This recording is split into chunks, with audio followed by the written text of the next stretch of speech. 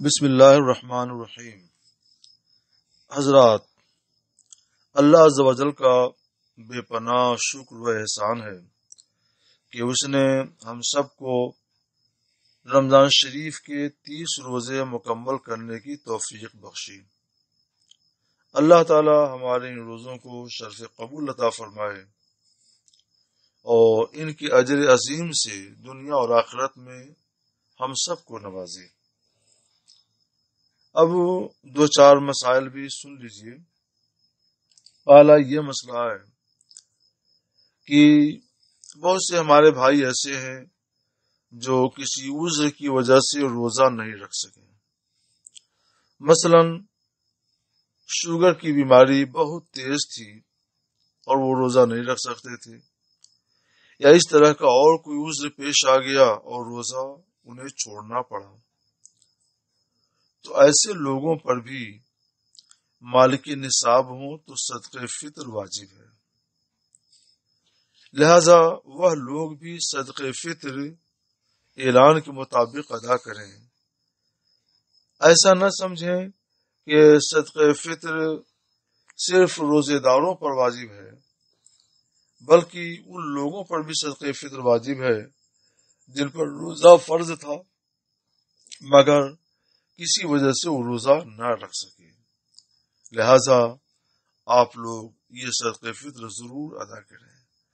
یہ صدقہ فطر غریبوں کا، فقیروں کا، محتاجوں کا، مسکینوں کا، بیواؤں کا، بے کسوں کا نفقہ ہے۔ تو ہم اگر کسی وجہ سے روزہ نہ رکھ سکیں تو اس کا یہ مطلب تو نہیں ہے کہ ان محتاجوں اور بے کسوں اور بے بسوں اور مسکینوں کا نفقہ بھی نہ ادا کریں۔ یہ تو بہت ہی غیر مناسب بات ہوگی۔ اس لیے آپ لوگ ہمارے ایسے بھائی جو کسی عذر کی وجہ سے روزہ نہ رکھ سکے، انہیں آگاہ رہنا چاہیے کہ وہ مسکینوں، یتیموں، بیواؤں، مریضوں، محتاجوں، بے بسوں، بے سہاروں کا نفقہ ضرور ادا کر دیں۔ کوئی زیادہ نہیں ہے، فی کس فی نفر 40 روپے ہے، تو یہ صدقہ اپنی طرف سے ضرور ادا کریں، اپنے نابالغ بچوں کی طرف سے ادا کریں۔ ابھی وقت ہے، قضا نہیں ہوتا ہے یہ، آپ جب بھی دیں گے تو صدقہ فطر ادا ہی ہوگا اور ادا کی فضیلت آپ کو حاصل ہوگی۔ دوسرا مسئلہ، ہمارے جو بھائی عذر شرعی کی وجہ سے روزہ نہ رکھ سکے اور معذوری میں وہ اس حد کو پہنچ چکے ہیں کہ اب انہیں یہ امید نہیں رہی کہ کبھی انہیں روزہ رکھنے کو طاقت مل پائے گی۔ روز بروز صحت گرتی جا رہی ہے، کمزوری بڑھتی جا رہی ہے، روزہ رکھنے کی سکت کم ہوتی جا رہی ہے، اور آئندہ بھی امید نہیں ہے کہ علاج کی وجہ سے علاج کر کے یا اچھی غذا لے کر وہ روزے کی طاقت رکھ سکیں گے۔ تو ایسے بھائیوں کے لیے، ایسے معذوروں کے لیے یہ اجازت ہے کہ وہ اپنے روزے کا فدیہ ادا کریں۔ اس سال ایک روزے کا فدیہ 40 روپے مقرر کیا گیا ہے۔ 30 روزے ہوئے تو اس طور پہ 1200 روپے ایک آدمی پر 30 روزوں کے فدیہ ہوئے۔ یہ 1200 روپے آپ مسکینوں میں تقسیم کر دیں، فقیروں محتاجوں میں تقسیم کر دیں، یا اپنے قریب کے مدرسے اہل سنت میں جمع کر دیں، تو وہ حضرات اپنے حساب سے شرعی طریقے کے مطابق آپ کا فدیہ ادا کر دیں گے۔ اس طرح آپ اللہ کے ہاں انشاءاللہ تعالی بری ہوں گے، سبک دوش ہوں گے۔ تیسرا مسئلہ، ہمارے بہت سے بھائی ایسے بھی ہیں جو موسم کی سختی اور گرمی کی شدت وغیرہ کی وجہ سے موجودہ رمضان کے روزے نہ رکھ سکے۔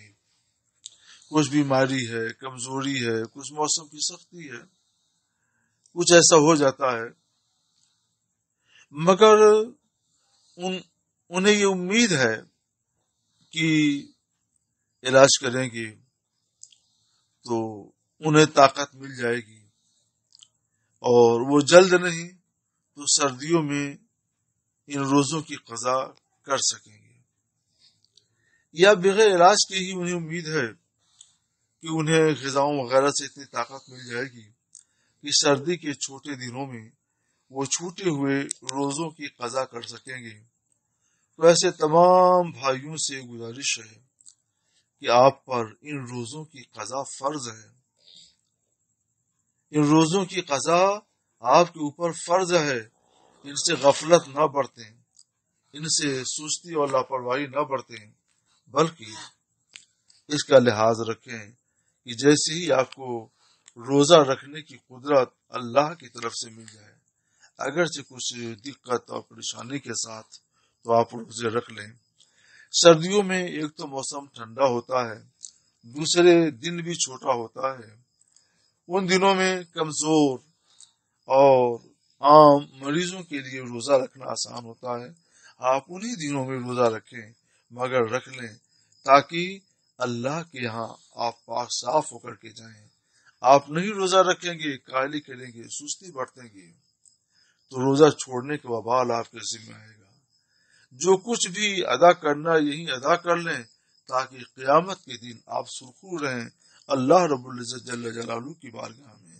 جو لوگ گناہوں سے پاک جاتے ہیں تو اللہ رب العزت جل جلالہ انہیں جلد ہی جنت کی نعمت ابدی سے، راحت ابدی سے سرفراز فرما دیتا ہے۔ تو آپ دنیا کی کٹھنائیوں اور دشواریوں کو نہ دیکھیں، جنت کی راحت ابدی کو دیکھیں۔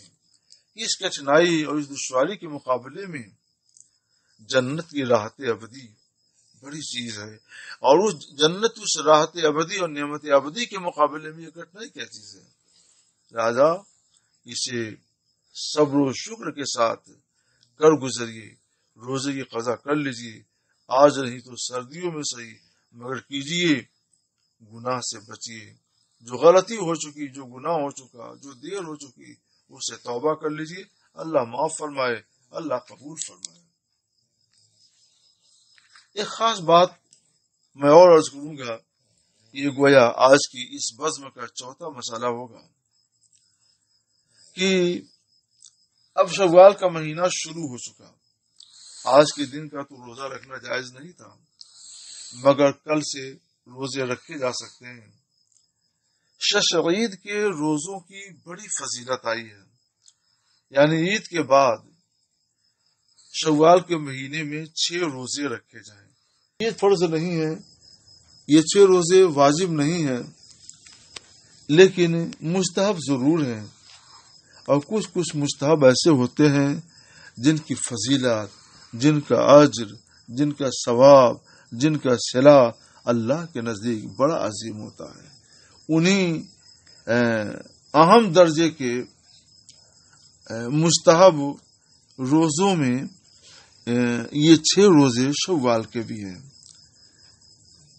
اس کے بارے میں حدیث پاک میں ہے، ابو ایوب انصاری رضی اللہ تعالی عنہ سے روایت ہے کہ رسول اللہ صلی اللہ تعالی علیہ وسلم نے ارشاد فرمایا، جس نے رمضان کے روزے رکھے پھر ان کے بعد 6 دن شوال میں بھی رکھے تو ایسا ہے جیسے زمانے بھر کا روزہ رکھا۔ یہ حدیث صحیح مسلم شریف کتاب الصیام میں ہے۔ دوسری حدیث جابر بن عبداللہ رضی اللہ تعالیٰ عنہ سے روایت ہے کہ اللہ کے رسول صلی اللہ تعالی علیہ وسلم نے ارشاد فرمایا، جس نے عید الفطر کے بعد 6 روزے رکھ لیے تو اس نے پورے سال کا روزہ رکھا، یعنی اس کو پورے سال روزہ رکھنے کی فضیلت ملے گی، ثواب ملے گا، اجر ملے گا۔ یہ پورے سال کا اجر کیسے ملے گا؟ اس کو خود سمجھایا گیا ہے حدیث پاک میں کہ جو ایک نیکی لاتا ہے اسے 10 نیکیوں کا اجر ملتا ہے۔ تو جس نے ماہ رمضان کا روزہ رکھا 30 دن، تو اسے کم سے کم 10 مہینے کا اجر اور ثواب تو ملا. 1 مہینے کا روزہ 10 مہینے کے برابر. تو 10 مہینہ تو آپ کا ایسے کم سے کم پورا ہو گیا. اور یہ جو 6 دن شوال میں رکھیں گے تو 6 دہا میں 60. تو ان 6 دنوں کے بدلے میں 2 مہینے اور مل گئے آپ کو. 6 دہا میں 60. تو پورے سال بھر کے روزے ہو گئے جب آپ یہ 6 دن ملا دیں گے تو. یعنی یہ کم سے کم سال بھر کے روزے ہوئے. اس سے پہلے ایک مجلس میں ایک بس میں آپ کو بتا چکا ہوں کہ اللہ تعالی رمضان کا ثواب کم سے کم 10 گنا سے لے کر اور زیادہ سے زیادہ ہر عبادت کے ثواب 10 گنا سے لے کر 700 گنا تک دیتا ہے. الا الصوم، سوائے روزے کے. ایک فرماتا روزہ میرے لیے ہے، اس کا بدلہ تو میں دوں گا. وہ کیا بدلہ دے گا یہ تو اس کی شان کریمی و رحیمی کے حوالے ہے.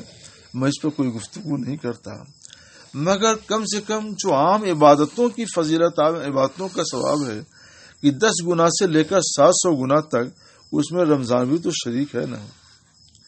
تو یہ کم سے کم کے حساب سے یہ بتایا گیا ہے سال بھر کا روزہ کہ 1 مہینہ برابر 10 مہینہ، 6 دن برابر 60 دن، یا 2 مہینہ تو 1 سال کا روزہ ہو گیا.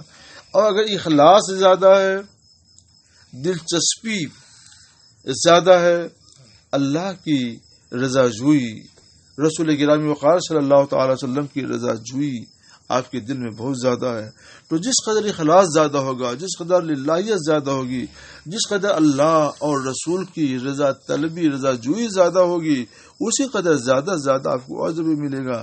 تو اس حیثیت سے میرے دوستوں، بزرگوں، ماؤں، بہنوں، پھر آپ تو اس طور پہ تو آپ کا اجر ایک پورے سال کیا کئی سال کے برابر بھی ہو سکتا ہے، مگر کم سے کم سال بھر کے برابر تو ہوا. تو جنہیں اللہ نے طاقت دی ہے، جنہیں اللہ توفیق دے، وہ شوال کے اس مہینے میں 6 دن کے روزے اور رکھ لیں. یہ روزے فرض نہیں، یہ واجب نہیں، مگر مستحب ہیں. مگر مستحب اتنے اعلیٰ درجے کے ہیں کہ ان کا وہ ثواب ہے، ان کی وہ فضیلت ہے، ان کا وہ اجر ہے جو میں نے ابھی احادیث نبویہ کی روشنی میں بیان کیا. ہاں، یہاں پہ یہ بات واضح رہے کہ یہ کوئی ضروری نہیں ہے کہ لگاتار آپ رمضان کے 6 روزے رکھیں. ایسا ہو سکتا ہے کہ ناغا کر کے رکھیں، بلکہ بہتر یہ ہے کہ ایک دن روزہ رکھیں، ایک دن ناغا کریں، ایک دن روزہ رکھیں، ایک دن ناغا کریں. یہ صوم داؤد کہا جاتا ہے، اور اس صوم داؤد کی بڑی فضیلت آئی ہے کہ ایک دن روزہ، ایک دن ناغا، ایک دن روزہ، ایک دن ناغا.